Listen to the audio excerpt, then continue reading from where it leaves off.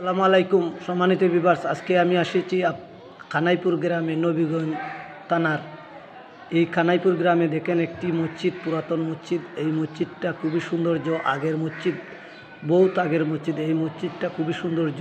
এই মসজিদটা এখনও খেজুর এই কাজে লাগে না, তারা নতুন মসজিদ করেছে। এই মসজিদটা পড়ে আছে। এই মসজিদ খুবই সৌন্দর্য একটা মসজিদ ছিল, তারা স্মৃতির জন্য এই মসজিদটা রয়ে গেছে খানাইপুর গ্রামে। যার ভালো লাগে ভিডিওটা দেখে সবাই শেয়ার করে দিবেন, সবাইকে দেখার সুযোগ করে দিবেন। আপনারা যদি এই মসজিদটা দেখেন, আপনারা এই ভিডিওতে দেখেন, খুবই সৌন্দর্য একটি মসজিদ, আগের তৈরি মসজিদ, বহুত আগের তৈরি। আপনারা এই মসজিদটা দেখেন, মসজিদের আশেপাশে আপনাদের দেখাচ্ছি। দেখেন মসজিদের ডিজাইনগুলো আগের, খুবই সৌন্দর্য মসজিদ খানাইপুর গ্রামের।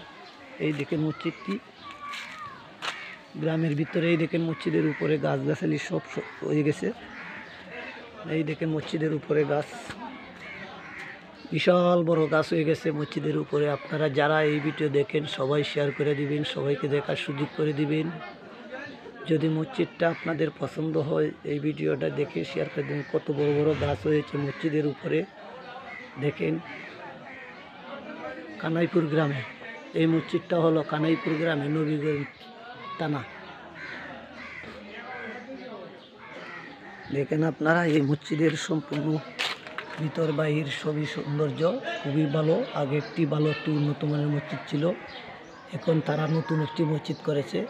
যার ভালো লাগে ভিডিওটা শেয়ার করে দেবেন, সবাইকে দেখার সুযোগ করে দেবেন।